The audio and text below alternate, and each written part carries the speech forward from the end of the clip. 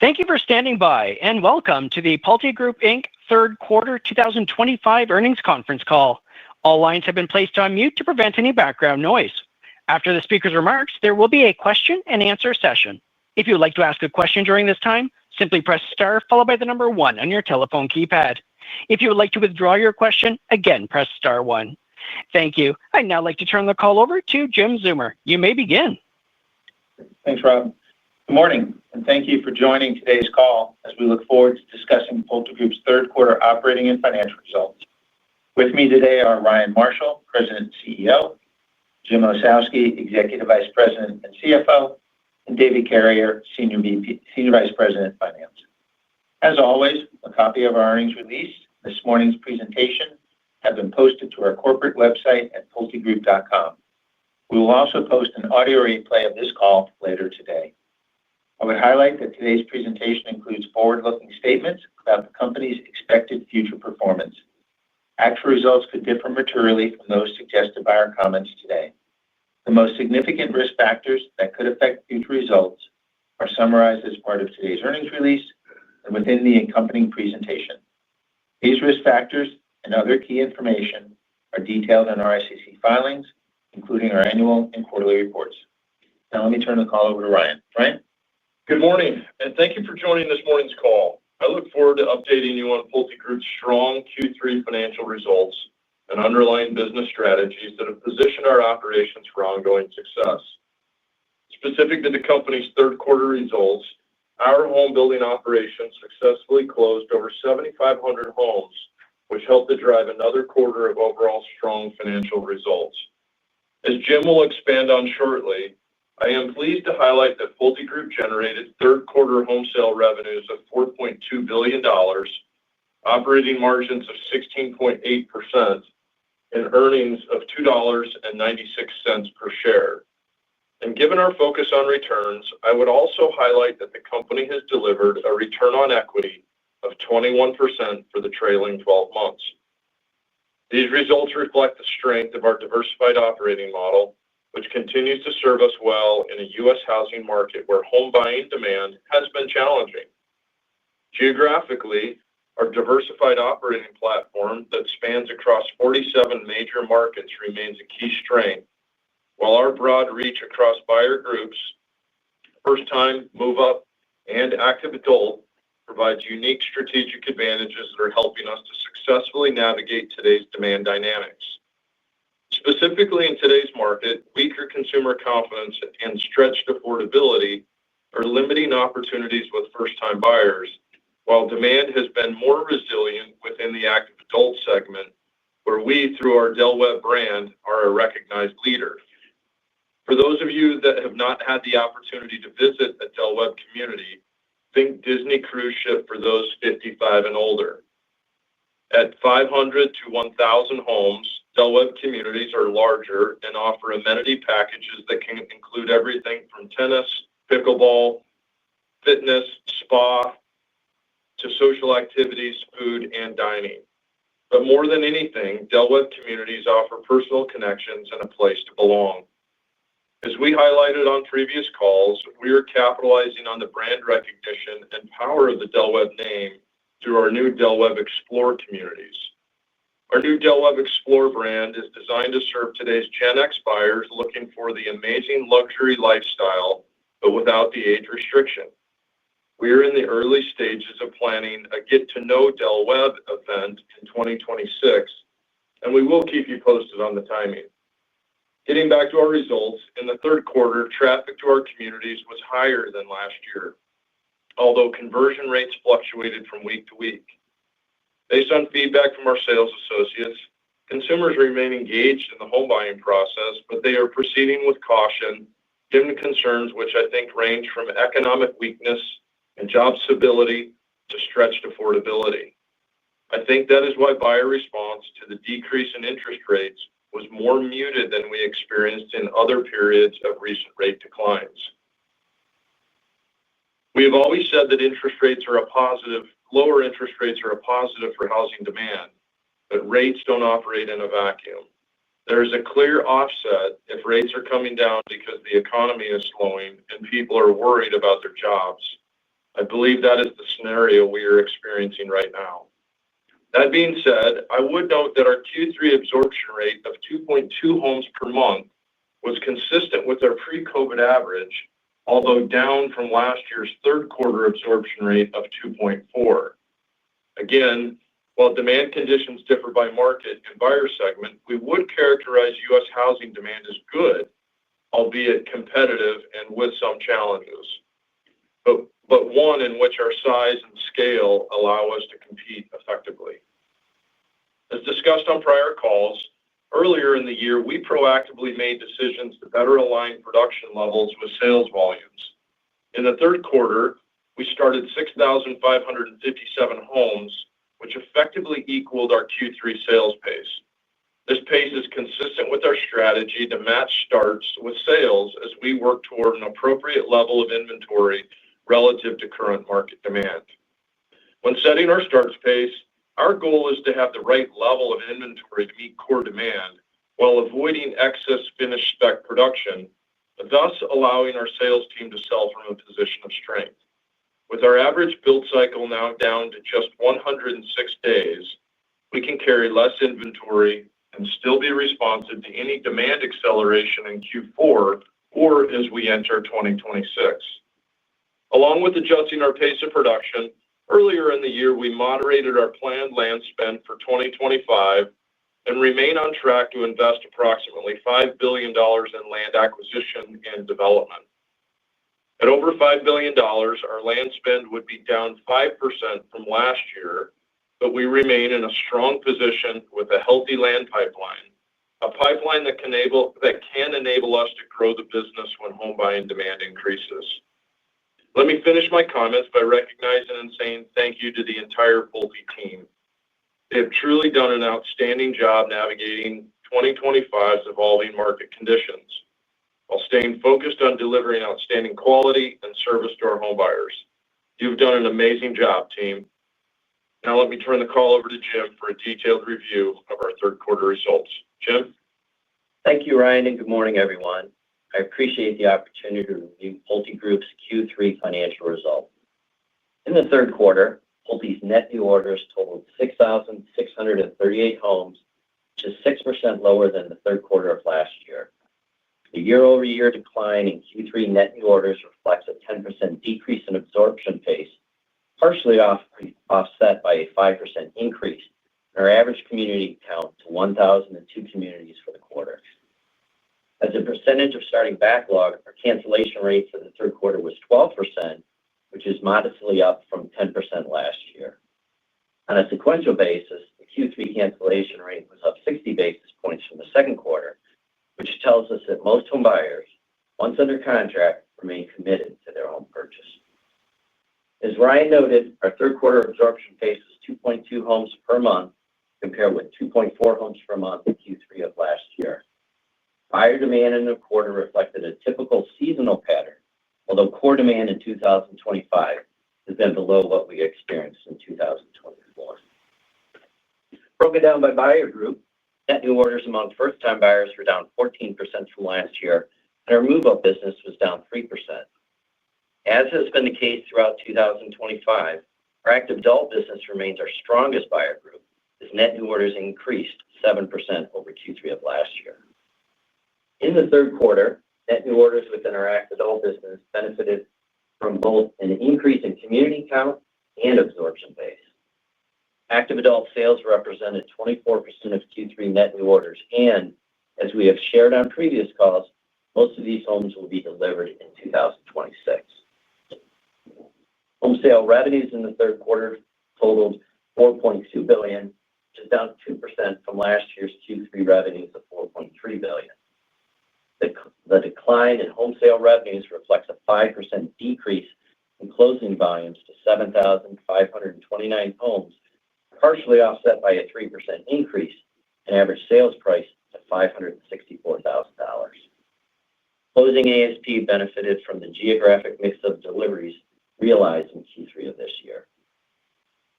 By buyer group, closings in the third quarter were comprised of 39% first-time, 39% move-up, and our active adult business represented 22%. This is generally in line with our mix in the third quarter of last year, when our closings were 40% first time, 40% move up, and 20% active adult. Reflective of Q3 orders and closing volume, we ended the third quarter with a backlog of 9,888 homes valued at $6.2 billion. In the third quarter of last year, our backlog was 12,089 homes with a value of $7.7 billion. We ended Q3 with 15,096 homes in production, of which 7,369, or 49%, were spec homes. In absolute numbers, our quarter-end inventory of spec homes was down 1% from the third quarter of last year and down 16%, or almost 1,400 houses from the start of this year. Our field teams have done an excellent job managing starts as they work to balance inventory levels with consumer demand. Given current sales trends, and specifically the number of built-to-order contracts we are executing, specs are likely to remain closer to 50% of production for the next several quarters, which is higher than our target range of 40 to 45%. Since spec homes continue to make up a large percentage of overall sales, we are comfortable with our strategy for managing our spec position. Based on sales activity and the number of homes in our production pipeline, we expect to close between 7,200 to 7,600 homes in the fourth quarter. Given this guide for expected Q4 closings, the math tells you that we could exceed our previous guidance as full-year closings likely end up in the range of 29,000 to 29,400 homes. We still have homes to sell and close to achieve these numbers, so we're focused on converting spec inventory into closing and finishing the year strong. Given our backlog, production pipeline, and recent order trends, we are still guiding to our average sales price of closings to be in the range of $560,000 to $570,000 in the fourth quarter and the full year of 2025. Looking at our land pipeline, we continue to expect our community count in the fourth quarter to be 3% to 5% higher than the comparable prior year period. In line with our previous guidance, we reported a third quarter gross margin of 26.2%, which on a sequential basis is down 80 basis points from Q2. Pulte's third quarter gross margin is inclusive of higher incentives incurred during the period, resulting from demand conditions and local competitive dynamics. Incentives in the third quarter were 8.9% of gross sales price, which compares with 7.0% last year and 8.7% in the second quarter of this year. While incentives moved slightly higher, teams are doing an excellent job controlling build costs, which at $79 per square foot were consistent with the prior year and with the second quarter of 2025. Let me just add a quick update here to our prior comments regarding the impact of tariffs. At this time, we estimate that tariffs will effectively have little to no impact on our closings in Q4 of 2025, but they could increase build costs by roughly $1,500 per home starting in 2026. We'll provide a more definitive estimate on tariffs when we report our fourth quarter earnings in January. Factoring in current demand conditions, the generally competitive local market dynamics, and our goal of reducing excess finished spec inventory, we now expect fourth quarter gross margins to be in the range of 25.5% to 26.0%. For our third quarter, SG&A expense was $401 million, or 9.4% of home sale revenue. This is comparable to prior year SG&A expense of $407 million, or 9.4% of home sale revenues. In the face of current market dynamics, we remain focused on appropriately controlling our overhead spend and finding opportunities to lower expenses while still delivering the build quality and buying experience for which Pulte is known. Given the success of our efforts, we are maintaining our previous guide for full year 2025 SG&A expense to be in the range of 9.5% to 9.7% of home sale revenues. Our financial services operations reported third quarter pre-tax income of $44 million, which is down from $55 million in Q3 of last year. Pre-tax income for the quarter was impacted by lower closing volumes in our home building operations and a lower capture rate in the period. Our mortgage capture rate in the third quarter was 84%, compared with 87% last year. For the third quarter, PulteGroup's reported pre-tax income was $768 million. In the period, our tax expense was $182 million, or an effective tax rate of 23.7%. Our effective tax rate in Q3 benefited from the purchase of renewable energy tax credits. For the fourth quarter, we expect our tax rate to be approximately 24.5%, assuming no discrete period-specific tax events. We reported third quarter net income of $568 million, or $2.96 per share. In the third quarter of last year, the company reported net income of $698 million, or $3.35 per share.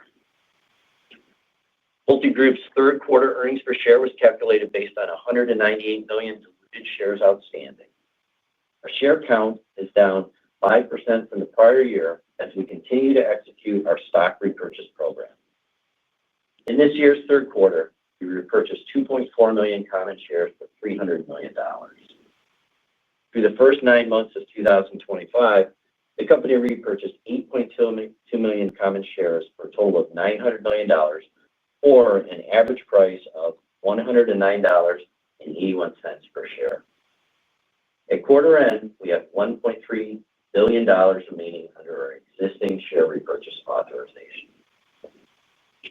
Consistent with our stated capital allocation priorities, we invested $1.3 billion in land acquisition development in the third quarter, with 54% deployed toward the development of our existing land assets.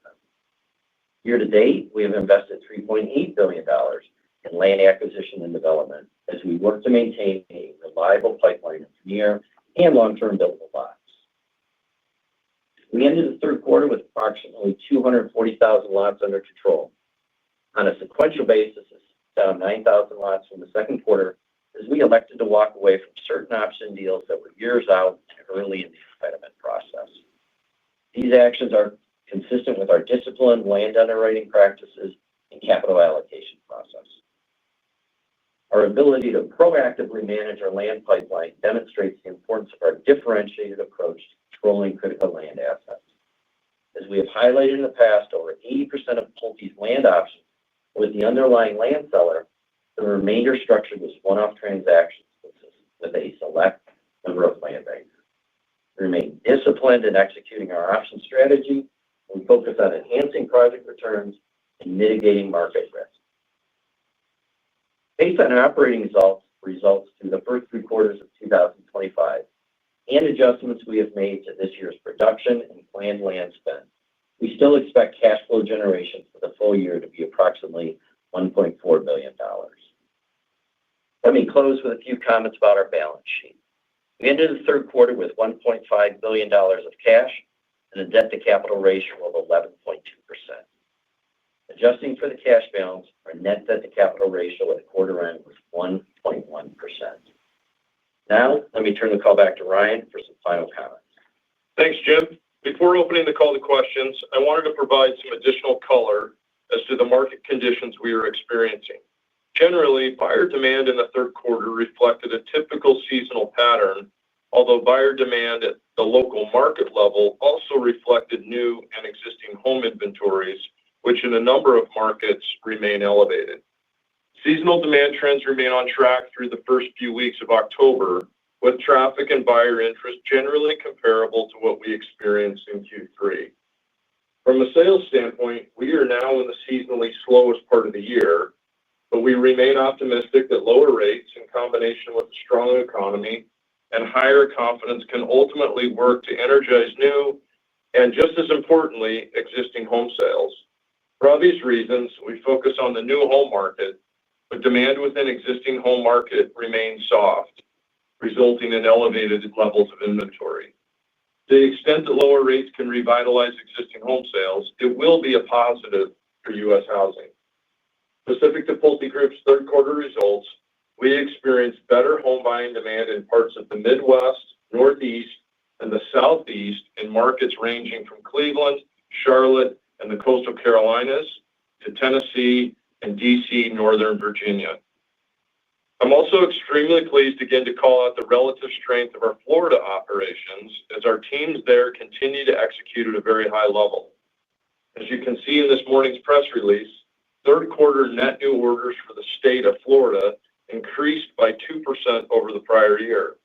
Market conditions are competitive, but our local teams are led by experienced operators who have assembled exceptional land pipelines over the years. As has been the case for much of the year, consumer demand in our Texas and Western markets remained soft in the third quarter.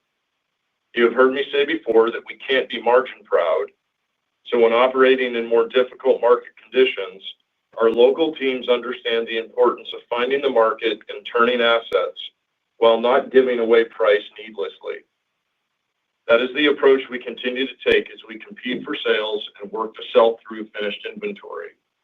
I think it's fair to say that home buying demand in 2025 has been more challenging than the industry was anticipating. And while it has been more challenging, I think PulteGroup's year-to-date results continue to demonstrate the importance of our diversified and balanced approach to the business.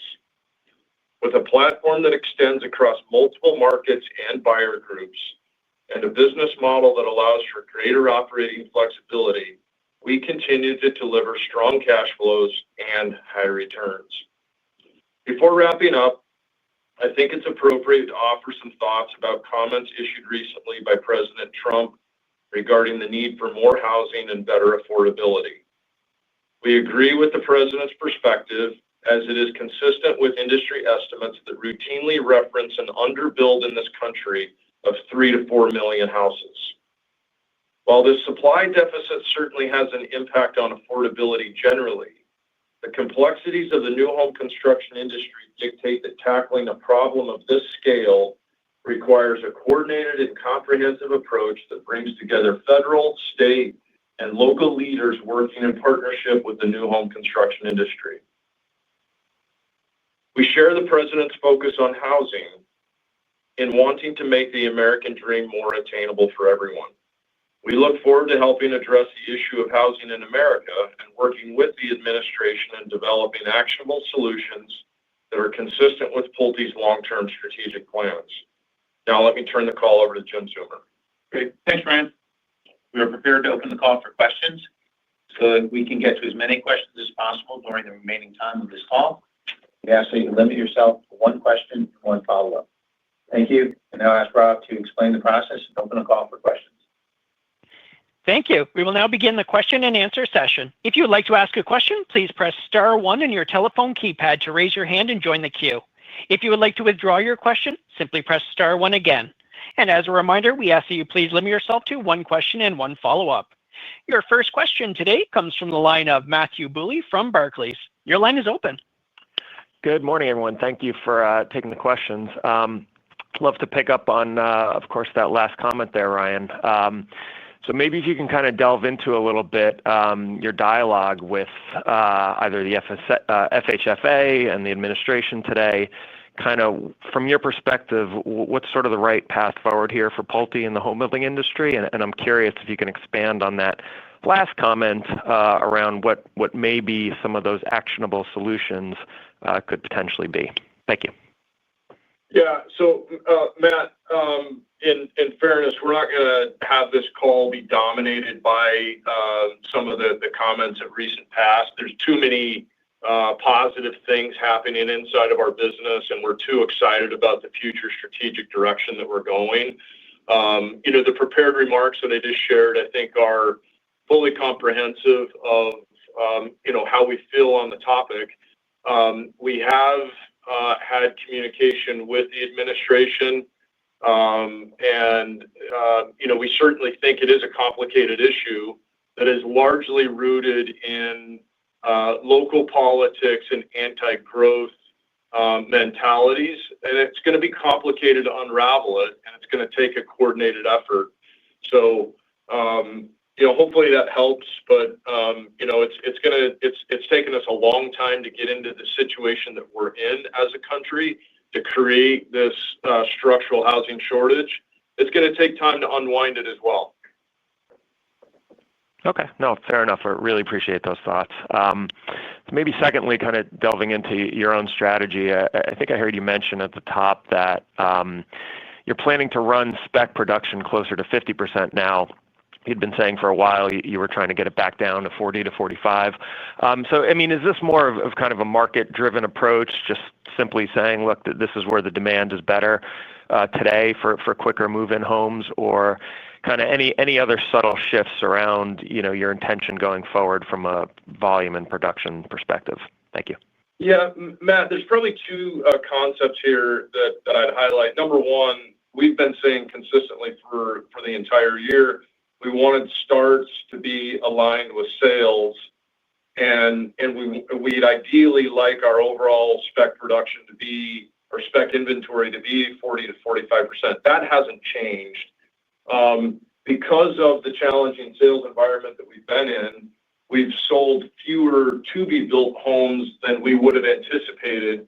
And so just the way the math works out of what our overall backlog looks like, the math has yielded a slightly higher percentage of specs, despite actually lowering the number of specs that we have in production. So the headline percentage is higher. We're not worrying too much about that. We're more focused on what are the actual number of specs that we have that we're comfortable with. And then what we're really focused on is more dirt to be built sales, which is fully aligned with how we've historically operated the company. And in due time, I think that percentage will come very much in line with where we ultimately want to be. Well, got it. Thanks, Ryan. Good luck, guys. Thanks, Matt. Your next question comes from the line of John Lovallo from UBS. Your line is open. Good morning, guys. Thanks for taking my questions as well. The first one kind of dovetails off of Ryan's comments towards the end there about Florida and the Southeast in particular. I mean, Florida orders were up 2.4%. Southeast was up 1%. I mean, our checks seem to indicate sort of some stabilization in demand, pricing, and even inventory in these markets. Just curious for your comments on those factors. Are you seeing something similar? Yeah, we are, John. They're markets that we've been bullish on. Even if you went back 2 or 3 quarters ago when there was a lot of concern about Florida, we were pretty consistent saying Florida's a good market for us. We've got great locations.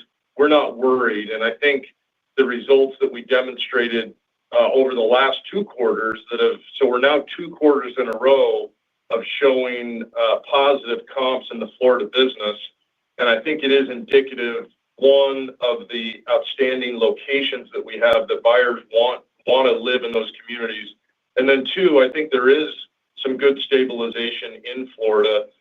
You mentioned the Southeast as well. I think the same holds true. So, the Southeast and Florida are still places people want to move to. The weather is certainly desirable.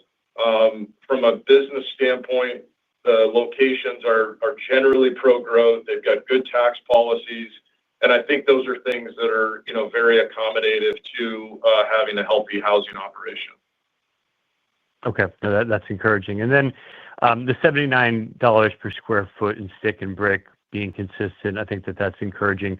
We've heard on the land side that not only are builders able to get a little bit of a break on the development side, but actually able to go back and renegotiate price and take down schedules. Are you seeing anything along those lines as well that might be helpful as we move into next year? We are, John. We're definitely seeing some favorable terms, particularly on earth moving and some of the underground work. Things that involve heavy machinery. We're seeing more favorable terms than what we've experienced over the last few years. And those input costs that go into our future lot costs, I think that'll certainly be beneficial in helping to reduce the amount of land inflation that we've been seeing. Okay, helpful. Thank you.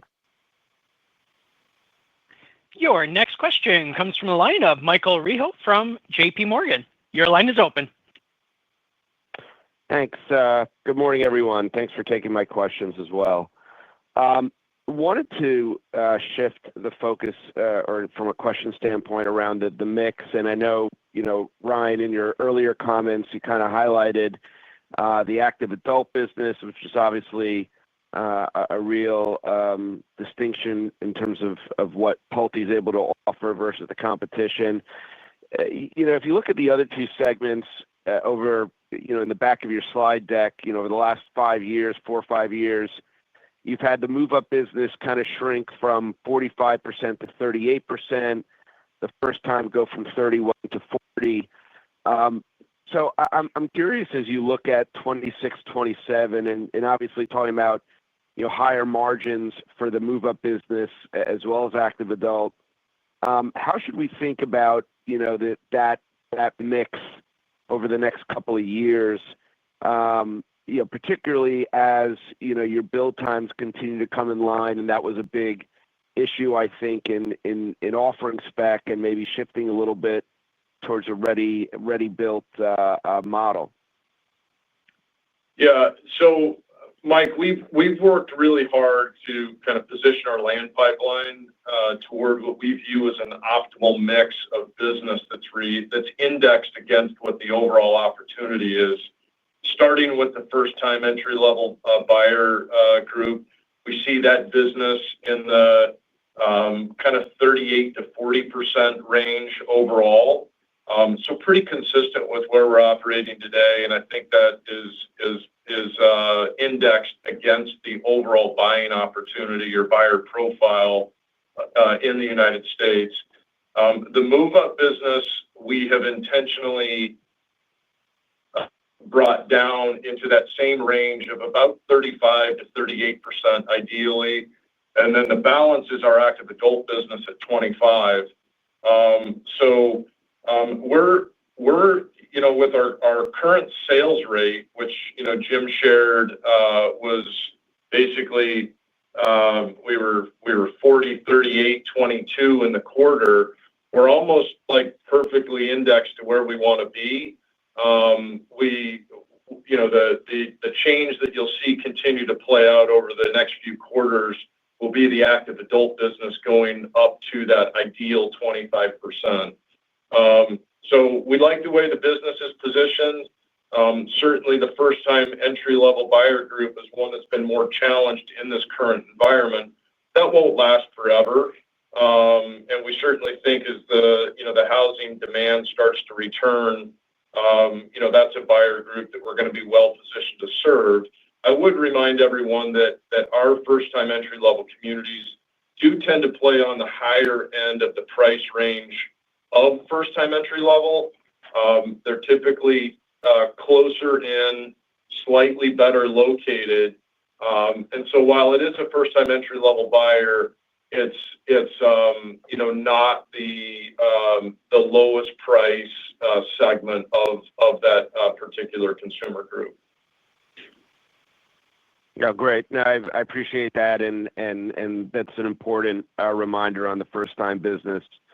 I guess secondly, I know it's a little premature to give formal 26 guidance, but I think one of the questions we've gotten, and maybe not just for Pulte, but more broadly for the group, is right now you're trending backlog volumes down, as of the end of this quarter, 18%. We would assume that by the end of next quarter, it might be in a similar type of zip code. I think a lot of people are kind of struggling with volume growth, the prospects for volume growth next year, even if community count is up 0 to 5 or mid-single digits, which I know is probably your ongoing goal. Maybe you could kind of walk through how you get the volume growth for next year. And again, not asking for formal guidance, but either your directional level of confidence or what investors might be missing.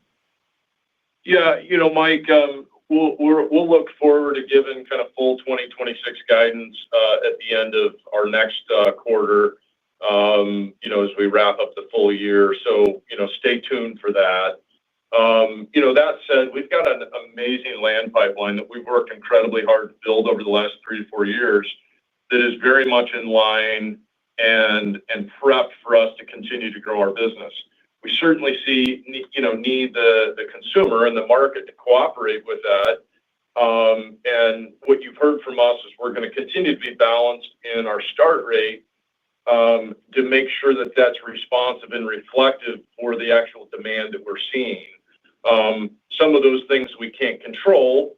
All that said, we are seeing some things out there that I think if they shape up with rates that come down a little bit, consumer confidence improves a little bit. We know that there is a desire for home ownership, and we certainly think that we're well positioned to capitalize on that. The other piece that I think sets us up for success next year is our build time. We're down to 106 days, and in some of our entry-level starter communities, it's even faster than that. So, we've really got some time before we need to make the decision on ramping our production levels to deal with the prospect of growing our business in 2026 over what we've done in 2025. So we remain pretty positive and optimistic, Mike, about kind of where the business is at and more importantly, what the opportunity is. And, stay tuned for kind of our full 2026 guide at the end of next quarter. Great. Thank you. Your next question comes from a line of Alan Ratner from Zelman. Your line is open. Hey, guys. Good morning. Nice Morning, quarter, Alan. and thanks for all the details so far. First question, Ryan. I'd love to get some of your thoughts on kind of where the consumer sits today. You had a comment in the prepared remarks saying, in a vacuum, lower interest rates are always good for housing. But, maybe right now people are perhaps incrementally worried about either their job or the direction of the economy. And I'm just curious whether over the last 60 or 90 days, have you actually seen, however you can think about this or quantify it, have you actually seen the consumer looking and feeling more stretched that's coming into your communities? Are you having a harder time getting buyers qualified? Are you hearing more concerns about the direction of the economy? Any color you can give would be great. Yeah, Alan, I think the majority of the focus that I would probably share is around consumer confidence. And so the benefit that we've seen when rates have come down has been the overall lift in consumer confidence. The actual financial benefit from rates coming down is still not at the level that we're incentivizing with our forward mortgage commitment. So the rates we've been offering and continue to offer are far better than anything that the consumer will get by a change in the interest rate environment getting better or coming down. So, what we're kind of looking toward and for is some improvement in the kind of overall footing and foundation of consumer confidence. There's a lot that goes into that. We're at a doggone near at a 10-year low. So, hopefully we're kind of bottoming out on that and we can start to turn that around and go the other direction. You combine that with the opportunity potentially for some further rate cuts this year and into next year. And I think the industry can be in a tremendous position to capitalize on what is that underlying desire for home ownership and housing demand. We know there's a structural shortage of housing. And if we can just get consumers confident about making this major purchase in their life, I think we can see some upside in 26. Great. I appreciate those comments, Ryan. Second question, pivoting back to the government, but not necessarily, I guess, what everybody's been most focused on. There has been some good news coming out. I mean, I think the Senate recently passed a bill called the Road to Housing Act, which seems like it has a few pieces in there that could be longer-term positives for your business. We've heard a little bit of chatter about the potential for purchases of MBS by some entity. I know Jerome Powell kind of threw some cold water on that. But I'm curious if you're seeing either anything in that bill or any other chatter you're hearing that could actually be near-term or intermediate-term positives for housing demand in your business. Yeah, Alan, what I would highlight, trying to stay, neutral on the political spectrum, we're seeing left, right, and middle politicians talk about housing. And that's the piece that I think we should all be focused on is this country, we all want to grow the economy. We want to see jobs grown. And we need to strike the balance that as we grow jobs, when we have new jobs, we need new homes to go with those jobs. And if we can get our political leaders, community at both the federal, state, and local level to really focus on saying housing is a essential ingredient to growing the economy.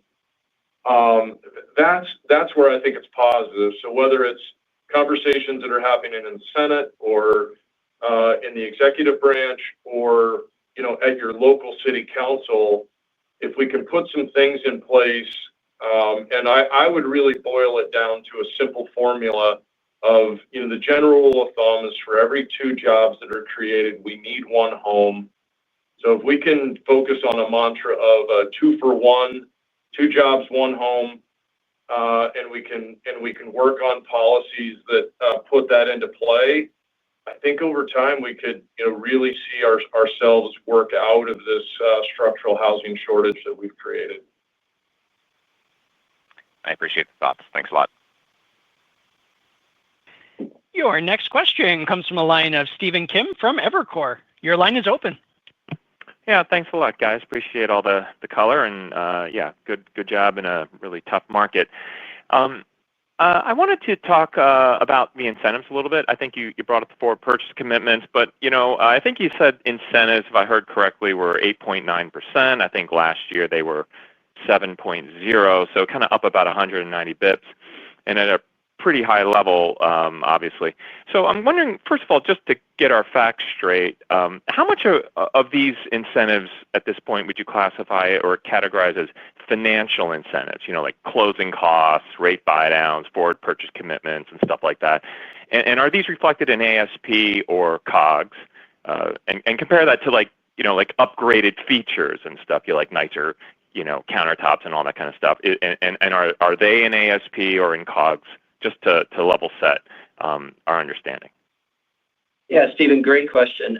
So any of the incentives that we have, whether it's in the form of financing incentives or say a discount, to your point on some of the options that we might give people off, those are a reduction in your gross sales price, so they're a reduction in your ASP. The financing incentives are probably about a third of the total incentive package that we report each quarter. Okay, so about a third are financial. So the majority of yours are like upgraded features and stuff like that. Is just to clarify. Yes, it'd be, if we want to give you some money off in a design center, maybe you have a finished spec inventory, you give a little bit of a discount on that. So that's about 2/3 of the mix.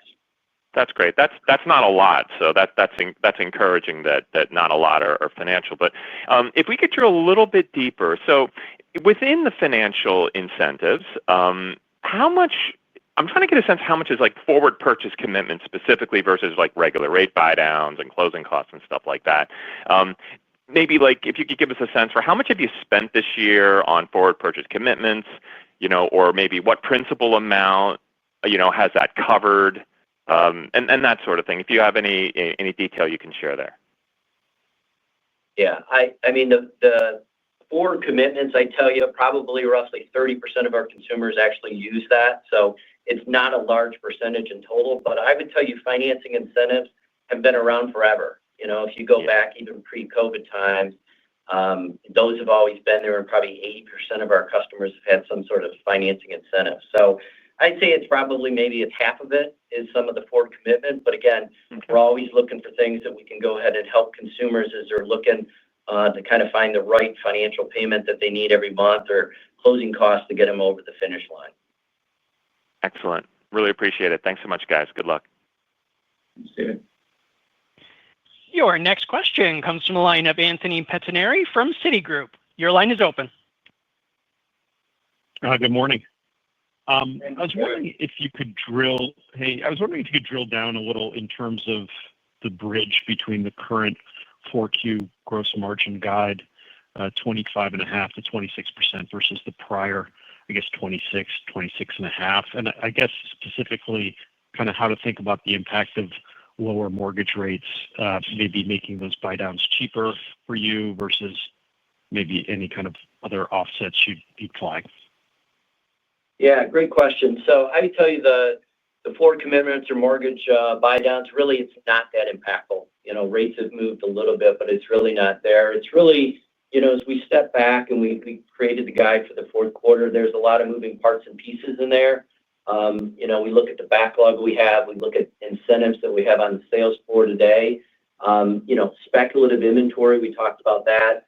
We have to stay competitive in particular markets. So as we created the guide and we looked at it, it was really a matter of kind of putting all the parts and pieces together. And I'd say, moving some of that spec inventory is what drew us to the conclusion to lower our guide a little bit going into the fourth quarter. Okay, that's very helpful. And then just maybe one policy question, if I could. Does the shutdown hinder your ability to offer mortgages at all, or does it impact closings or any other kind of part of the home buying process? To this point, no. Now, there are certain loan programs that we don't use very often that are impacted, but for the shape and size of our business and the types of programs that we use, we've not been impacted to this point. Okay, that's helpful. I'll turn it over. Thanks, Anthony. Your next question comes from a line of Mike Dahl from RBC Capital Markets. Your line is open. Good morning. Thanks for taking my questions. I wanted to follow up on the incentive comments and just talk a little bit more about the trajectory of incentives. Maybe you can elaborate on the order trends because you talked about kind of normal seasonality on orders, traffic continuing into October. So relative to that 8.9% incentives in the 3Q closings, how did your incentives on orders trend through the quarter? And can you be more specific on what level of incentives is embedded in the 4Q gross margin guide? Yeah, I would tell you that incentives through the 3 months of the quarter were fairly consistent. As it relates to, kind of the guide, I'd step back as we created the guide. I mean, there's about 1,000 homes that we have to kind of book and close within the quarter. So, when we came up with the guide, we had to make assumptions about where we were going to sell them, when we were going to sell them. And so those all factored into it. So we haven't gotten that more granular, but, we've assumed that as we move some of this spec inventory in the fourth quarter, we feel comfortable with the guide that we presented. Got it. Okay. As a follow-up, and I guess this edges into 2026 comments, but when you think about the 25.5 to 26 and your comments that spec mix is likely to remain at 50% for the next few quarters, just given, the dynamics today, should we be thinking about, if incentives are stable and the spec mix is stable, that's kind of the baseline going into next year? Understanding that you highlighted some of the tariff impacts as well, and then there's moving pieces around rates, but any comments you could provide on kind of how to think about beyond 4Q? Yeah, Mike, we'll hold on that. Like I shared when Mike Rehard asked the question, give us 90 days. When we report Q4, we'll have full 2026 guidance for you and kind of break it all down. Okay, thanks, Ryan. Your next question comes from a line of Rafe Jadrosich from Bank of America. Your line is open. Great. Thank you. Hi. Great. Thank you for taking my question. First, can you talk about where you are in terms of finished specs per community today, and where you want that to be and how you're planning starts going forward? Yeah, Rafe, we have right around 2,000 finished specs, so it's about two per average community. It's almost double where we'd ideally like to be. We generally like to run somewhere around one per, slightly more than one per, maybe 1.2 finished specs per community is ideal for us. So, like I said, we're a little higher than we'd like to be. Part of that is rolled into the incremental incentive load that Jim's been talking about. We're not exactly worried about the inventory position, but we'd like it to be lower, to be optimized. So, the rate at which we've been starting homes is perfectly aligned with where we want to be in terms of kind of a sales rate. We'll continue to chip away at the kind of the finished specs, and that'll be part of we think as we move into 2026, we'll get that kind of normalized, and we'll start to work our way back into the optimal balance of finished specs, total specs as a percentage of inventory, and then really focus on increasing the number of dirt sales or built-to-order sales that we have, which is the ideal place for us to be in terms of how we run our business. Great. That's helpful. And then when we look at the sort of SG&A guidance for the fourth quarter, it's a pretty wide implied range. Your sales are down year over year just because of the base you had from last year. I think on the low end of the SG&A guidance, you have your levering, and then at the high end, you deleverage. What sort of gets you to the high end or low end of the range where you're able to leverage or not leverage? What are the puts and takes there? As we look at it, I think our Q4 SG&A, fairly consistent with where we are in Q3. We've got a wider range as it relates to our closing guide. As we said, we've got a lot of spec inventory that we're looking to move in the quarter, so that probably toggles it. But I would tell you there isn't anything out of the norm that I would point to with our SG&A in the fourth quarter. Great. Thank you. Your next question comes from a line of Sam Reed from Wells Fargo. Your line is open. Thanks, guys. Just following up on an earlier question, what's the lag between lower historical or lower horizontal development costs and when that actually hits the P&L? Is it 2 quarters? Is it 3 quarters? And not looking necessarily for 2026 guide here, but if you are seeing lower horizontal development costs, could that potentially be a favorable lever for lot cost inflation in 2026? Land development generally runs 9 to 12 months, depending on the geography and the size of the phase that you're developing.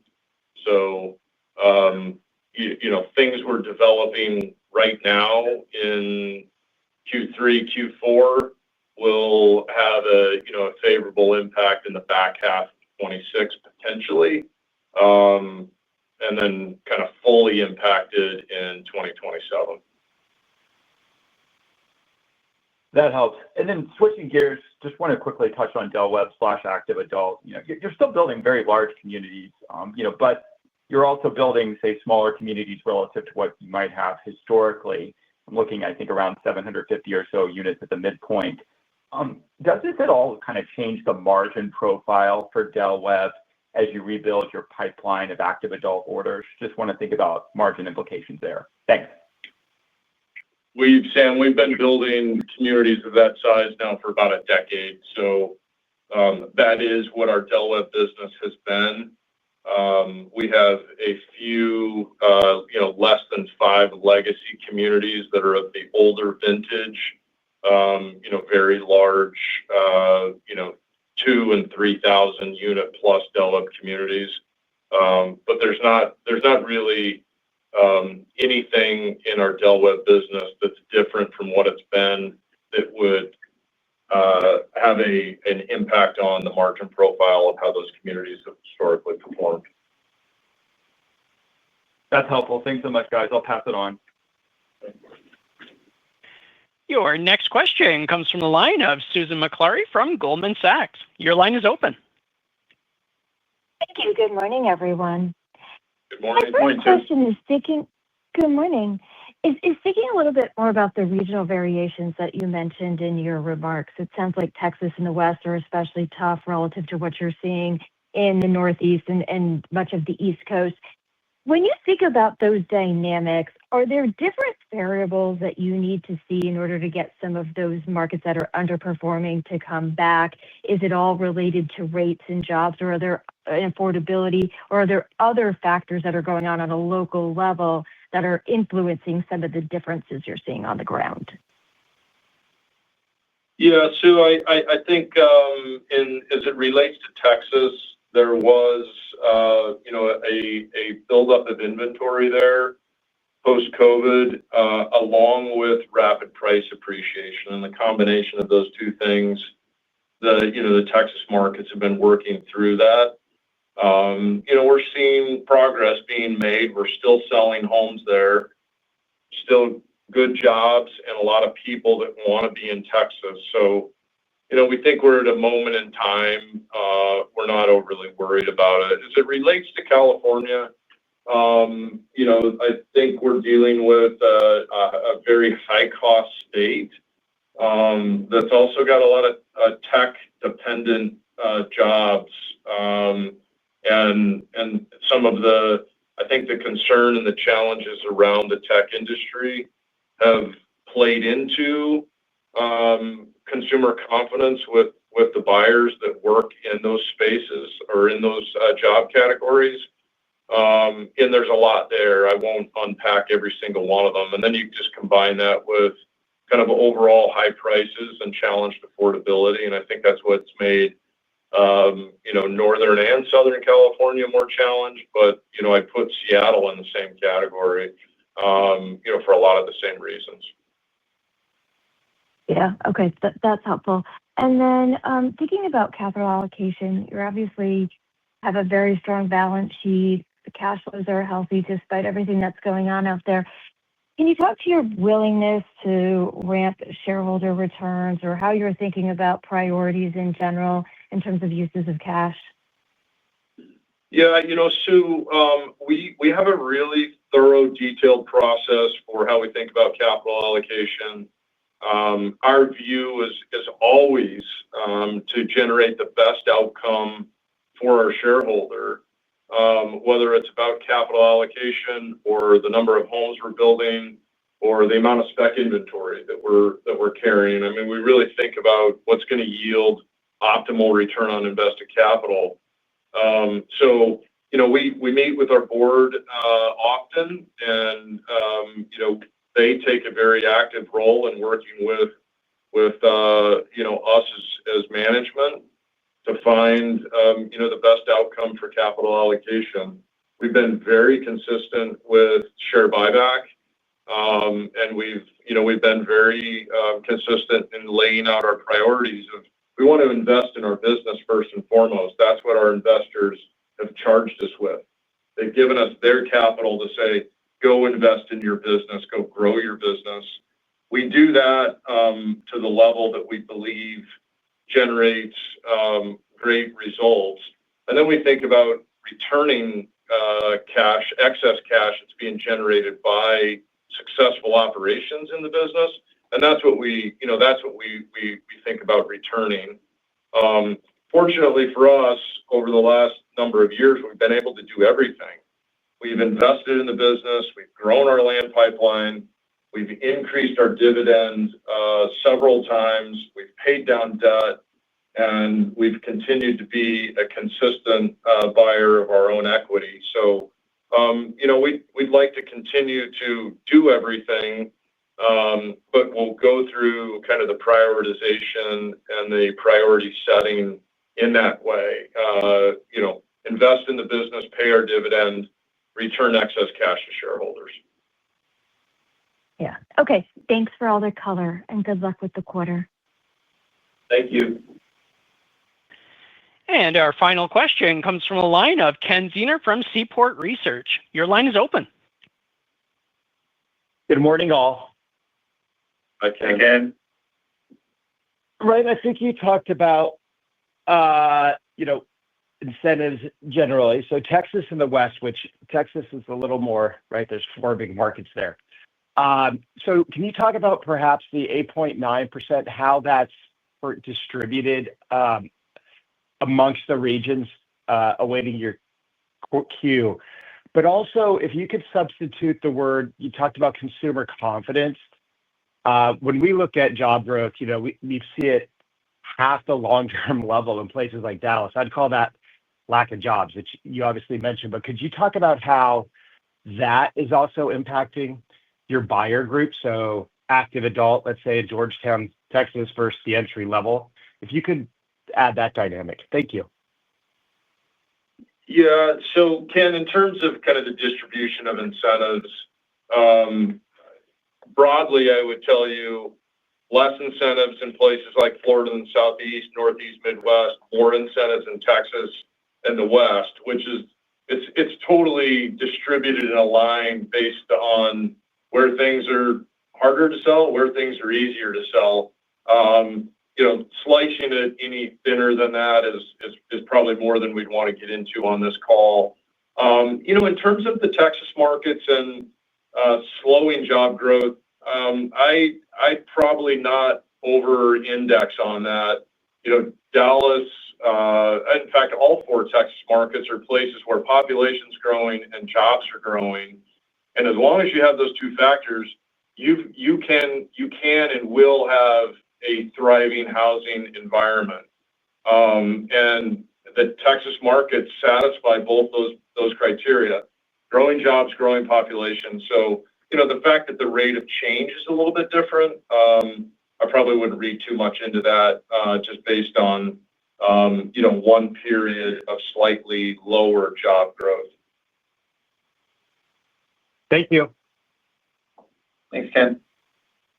And that concludes our question and answer session. I will now turn the call back over to Jim Zeumer for closing remarks. Great. Thank you, everybody, for their time this morning. We're certainly available for the remainder of the day if you have any follow-up questions. Otherwise, we will look forward to speaking with you at the end of the fourth quarter. Thank you. This concludes today's conference call. Thank you for your participation. You may now disconnect.